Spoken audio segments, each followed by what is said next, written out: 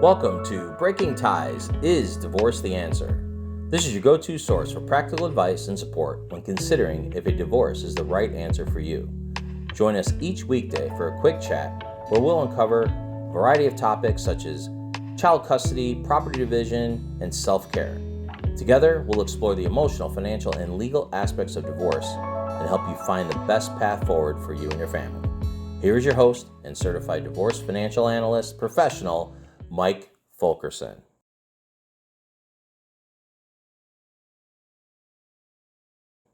Hello and welcome to Breaking Ties, Is Divorce the Answer? I'm your host, Mike Fulkerson, financial advisor and certified divorce financial analyst professional. And this week-long series or 5-part series I put together on relationship changes, really it's Mike's relationship series, is going to talk about a lot of different pieces of, kind of the transition and parts of moving on after either a long-term relationship or a marriage. It doesn't really matter. They're very similar in nature. One has a legal process, the other doesn't.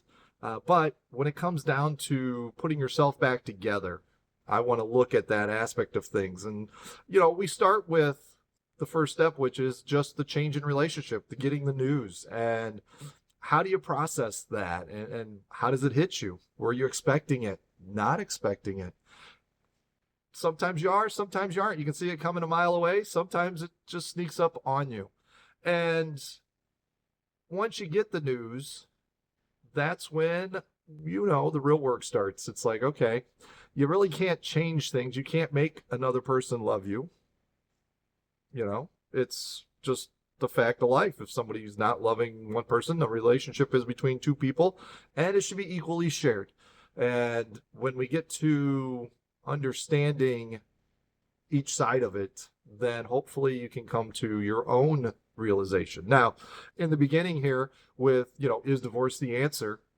It comes down to, deciding whether or not to get that divorce or whether or not to have that breakup. And, while my insight might be a little hindsight 2020, the reality is it's really still part of the processing phase when you're deciding whether or not to get a divorce. I mean, there's so many factors that go into it. It's love is a big one. Do you see yourself with that person going forward still, as your spouse? Where do you guys differ? What's causing the rift? What's pushing things apart? Can you save your marriage? Yeah, it's not out of the question. You haven't filed for divorce. That's, you can still work on things as long as both parties want to work on it, and as long as both parties also feel like you can get something accomplished. So if you've reached that crossroads where that's not necessarily the case, then you may end up filing for a divorce still. I mean, there's no cure-all for keeping a relationship going. Relationships are hard. They are challenging. You have to put work and time into it. You actually need to give it its own love and due diligence. And when you have kids, let's say you have kids, I had kids, it's hard to give everything to your kids and at the same time pour everything you have into the relationship. But that's what it requires. And, could many divorce be saved because of that? Possibly. I think it's always a matter of perception. Let's go with perception. And the reality is some people are good at it. Some people aren't. Sometimes you get to it. Sometimes you don't. And it's always easier afterwards to look back and go, gosh, where'd we go wrong? I mean, it doesn't take much to throw a relationship off track. And it could be even external environmental factors. It doesn't necessarily have to be anything you did. It could be something that changed things. I mean, heck, it could be as simple as a job change. With a financial change with the job, that could be less money, or you have to move to a different area and you're not happy in the new area. I mean, anything could cause it to go, say, sideways. If you've been married before, got divorced, and now you're with somebody else, an ex-spouse could cause things to go sideways.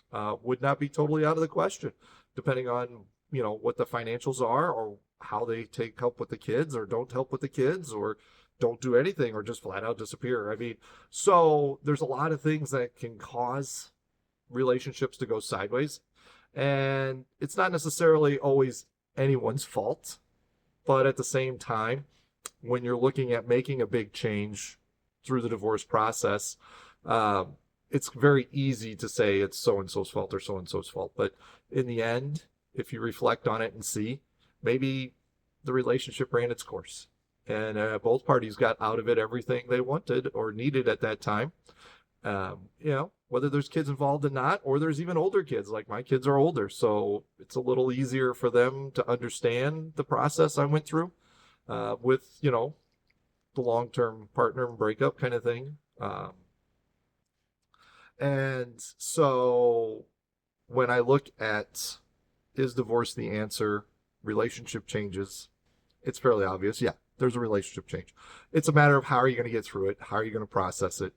And it's never a hard or easy decision. The decision is already probably cast. Both parties probably see it.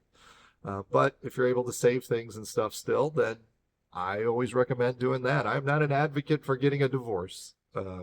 It's a hard, arduous process. There's no fun in it. There's nothing, rarely does it go smoothly. There's always bumps and hiccups along the way. But it is a process that's necessary for those who can't reconcile their differences. And so it's nice to have that available as well to make sure that you're protecting yourself, your long-term future as well. So with that, I'm going to conclude this first part of the series with regards to relationship changes and kind of what to look at a little bit and where some thought process might lie, and the fact that really it may not be anybody's fault. And that's okay. There is nothing wrong with both people being like amicable and mutually agreeable on the sense that, hey, the relationship has run its course. Time to move on. So with that, I'd like to thank you for joining me on this episode of Breaking Ties. Is divorce the answer? If you have any questions, feel free to reach out to me. Always happy to help. In the meantime, though, do the best you can and have yourself a fantastic day.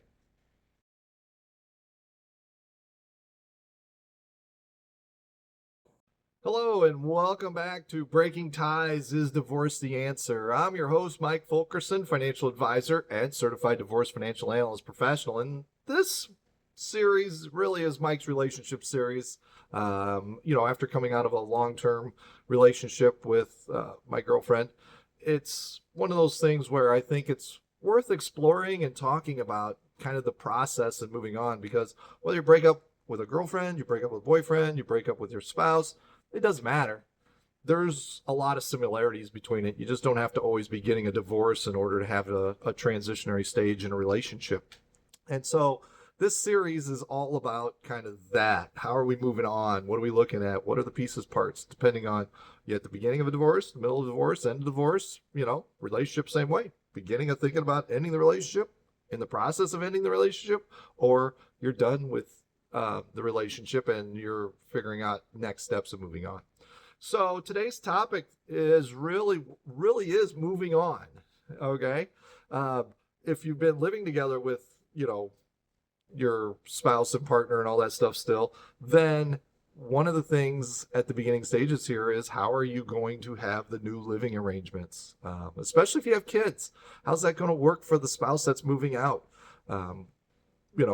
While you're working on the parenting plan, it's going to be who are the kids going to stay with, how long, what is the interval, how close will you guys be, kind of thing. And so there's a lot of little things that add up with regards to just something as simple as a location. All right. And when we moving on and moving out, unfortunately, yeah, somebody does. Somebody's got to usually move out. Someone could stay in the house. That's part of negotiations with regards to the divorce. Even if you're breaking up, maybe you have a joint lease and one person staying at the place you're renting and the other person is moving out and move to a new location. Very similar to the divorce process kind of thing. But in the end, you need two living spaces most of the time because there's a reason you're not going to be a couple going forward. And when you look at that, it's like, what's your relationship going to be? Some spouses are able to stay friends. And I don't think there's anything wrong with that. Some people may find that strange, like, oh my gosh, I would never be friends with my ex-spouse kind of thing. But for some people, that works, and it's okay, because that's where they feel they're at, and they're comfortable with that. And so whether you get along with your ex or you don't get along with your ex, neither way is good or bad or right or wrong. You get the choice of how you want the relationship to continue going forward. And yes, for most people, there's could be a clean break. Just like, hey, you know what? We're done. No ill will, but I don't think we'll be friends either, kind of thing. So, but it's totally up to you on how you do that. And you can think about that ahead of time before you get through into the divorce process and stuff as well, on how you want things to be when the divorce process is finished. The other piece is you're going to start leaning on friends. You got friends. You're going to make new friends. And when you look at that from a moving on standpoint, the support network. And you'll probably hear this again in the series kind of thing, but it's pretty big. There's times where you're going to need to find someone to talk to other than your future ex-spouse and someone you want to confide in or share kind of thing. As you work through the transition process, you may end up making a new friend or two that you just hadn't had them before, or you didn't think of them as close friends, but they turned into close friends because perhaps they have a commonality with you and your relationship, and in the sense of, yeah, maybe they're divorced as well. So they're providing insight and support for you. And then there's always, the finances. How are they going to break apart? How are you going to separate them? Who's paying for what? And through the legal process on that, it's going to clear up a lot of that stuff through the financial affidavit. And you can start to put numbers together and figure out, okay, what's realistic, what's not. How is the income going to work? Will one spouse get spousal support or maintenance, child support kind of thing? How's that going to work out? Because finances are a big driver of any kind of breakup or separation, because both parties need to have their own side, and they both want to be able to pay their bills and do other things that they normally would do. So the downside, though, when you separate and break out is your expenses aren't likely to go down because you have a lot of shared expenses right now as a couple. So when you look at breaking that apart, there's going to be some duplicates. For example, if you got 2 living spaces, you're looking at 2 electric bills, 2 gas bills, 2 cable or streaming bills. You're looking at bills that normally you shared that now each party will have to pay. So there is technically less money to go around. And that's just part of it, how it works. Being a single person, you don't have those kind of shared bills or expenses to help reduce costs. So on this moving on piece, it's all about just transitioning, figuring things out, and getting to that point. You don't want it to linger, and you don't want it to just, not go anywhere, or one person's in a better position than the other. So when you look at all that and deciding on, your divorce process and whether or not you're getting divorced, then you can put all these things together as to help you make your decision going forward. So, all right. Once again, Mike Fulkerson, Breaking Ties, Is Divorce the Answer, is the podcast. And I will see you tomorrow on the next episode of Mike's Relationship Series. And I wish you the best today. Take care.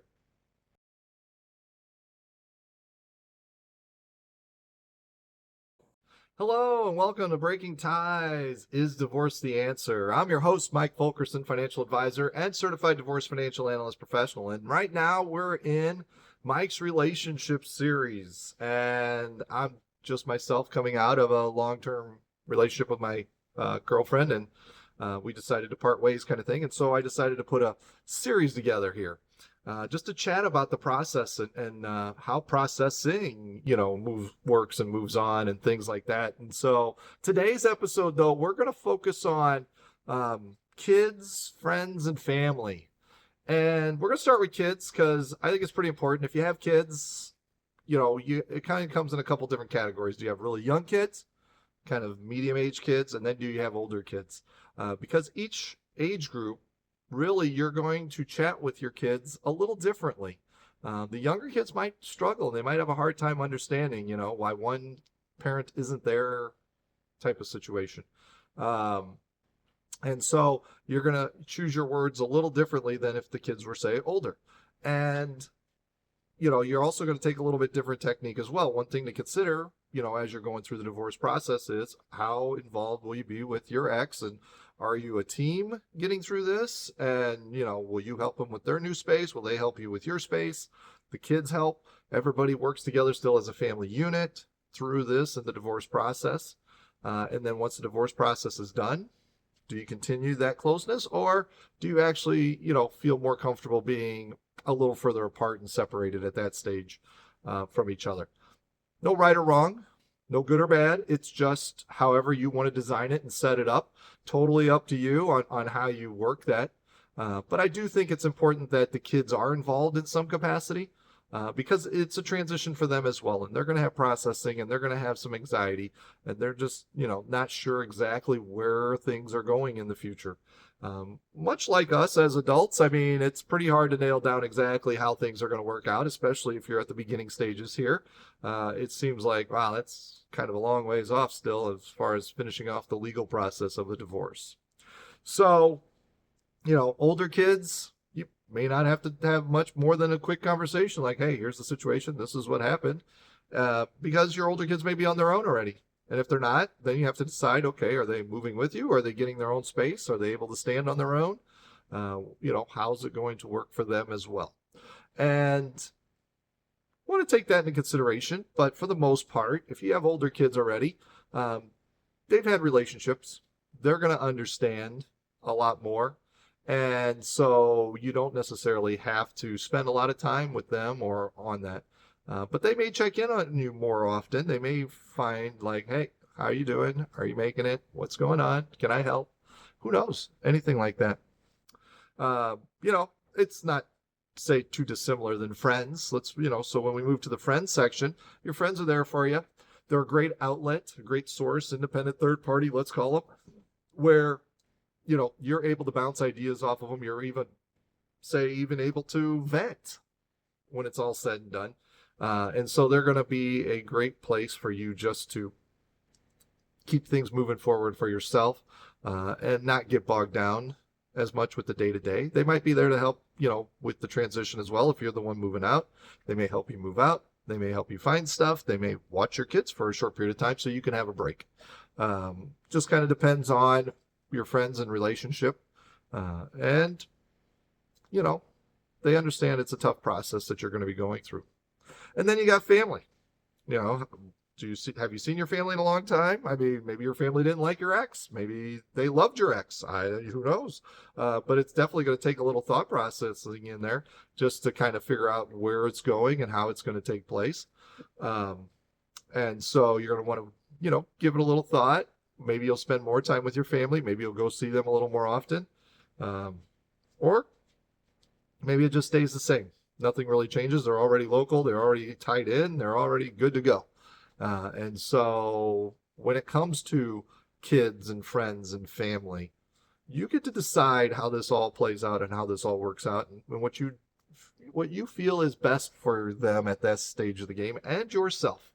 And it's one of those things where, yes, the whole divorce process, you're going through it. And in the end, you're going to be on your own making the decisions. So you might as well start now at the beginning of becoming your own person and taking charge of all the areas of your life. With that, I would like to thank you for joining me on Breaking Ties, Is Divorce the Answer? And if you have any questions, let me know. Otherwise, I wish you a good day.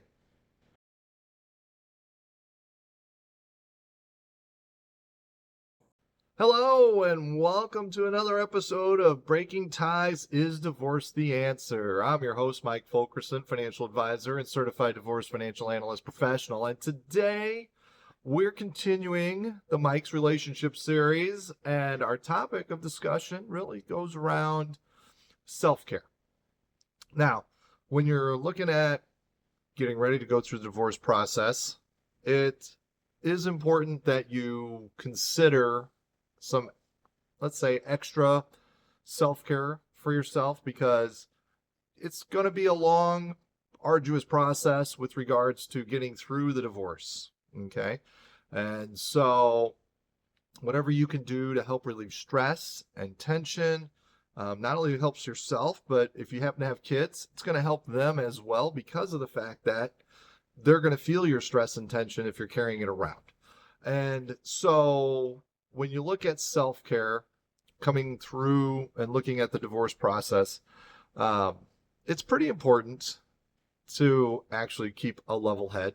There's going to be a lot of negotiations. There's going to be a lot of things you don't like. There's going to be a lot of things your future ex-spouse isn't going to like, that he may or she may try to blame you for or yell at you for or whatever, which is, not really acceptable.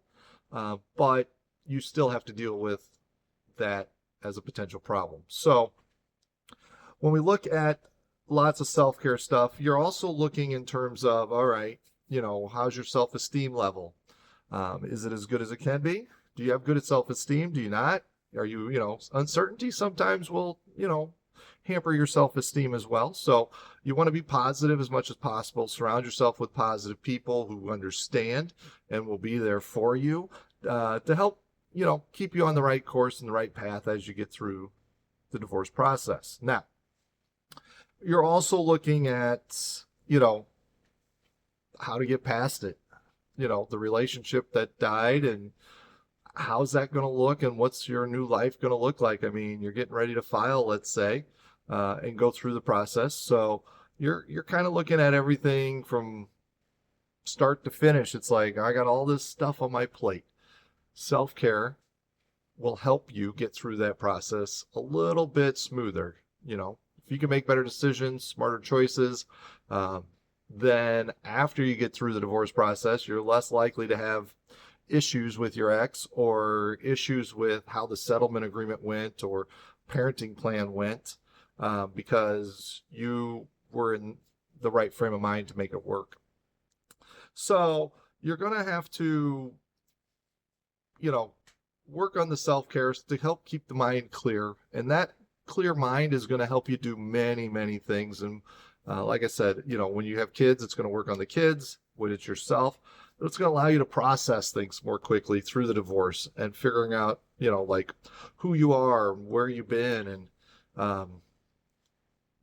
what does the future look like, and what do you want to shape the future as? Because while it's going to be a little ways off because of the court process and how long it will take between you and your future ex-spouse of negotiating between the assets and liabilities and, the housing arrangements and all that stuff, there's a lot of weight that's going to be placed on your shoulders to get through this. But you also want to get through it successfully. You don't want to have an issue that lingers for 10 years because you made a poor choice going through the divorce process. You really want to get everything hammered out right once, because the odds of it getting changed is actually pretty slim. So you have to live with the choices and decisions that you make. And one of the best ways to do that is by taking care of yourself, whether through exercise, making sure you get diet, plenty of sleep, meditation, yoga, whatever it is. What do you enjoy? What do you like? What brings you relaxation and calm? And once you settle in on that and get it built into your daily routine and system and everything else you got going on, then you're going to find that you're going to be in a better spot for all these decisions that are coming through the pipeline. All right, that's it for today's session. We got more coming up. Hope you watch all the relationship series. But I want to thank you for joining me on this episode of Breaking Ties. Is Divorce the Answer? And if you have questions, just ask. I'm happy to help. Reach out to me. And with that, have yourself a really good day.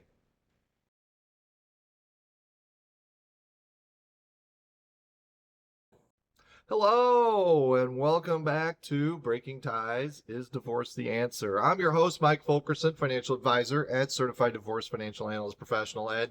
We're wrapping up the Mike's Relationship series as I've gotten past a, long-term relationship with my girlfriend kind of thing. And this next one today's is actually pretty exciting. And it's on being in the right headspace. All right. there's a lot of things you're thinking about heading into the divorce process.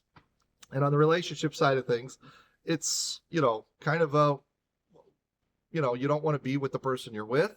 You're ready to move into the divorce process and then becoming you. And what you want to look for, though, is as you're going through this, turn this into bite-sized pieces. It's like, okay, how do I become a better person in the end of this thing than I was currently?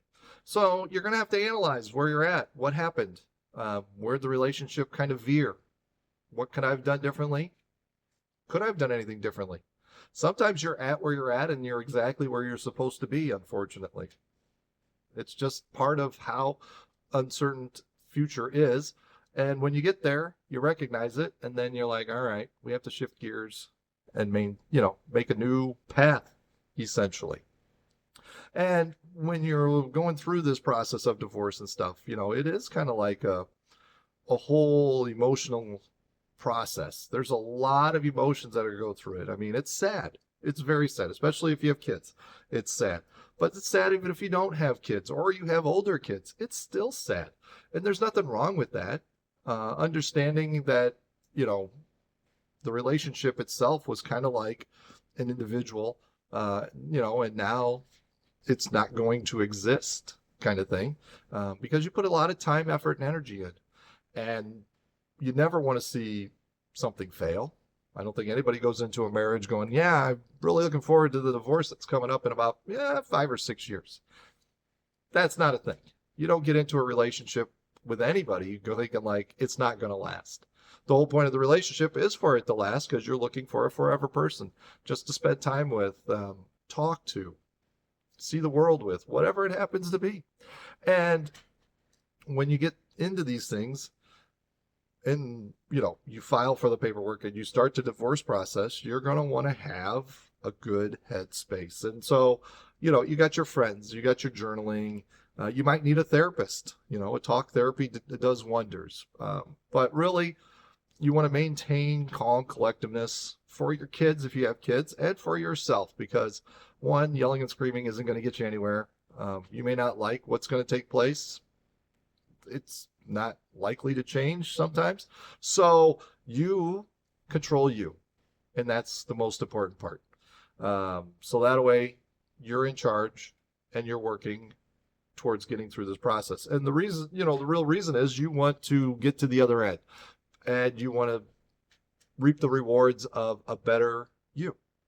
So if you can do some of this along the way, that's great. Sometimes you can't process until it's all done with the divorce and stuff. And then you can really get into some serious processing on yourself, past relationships, you going forward, and also relationships going forward. So hopefully shed some light on a few topics and pieces here.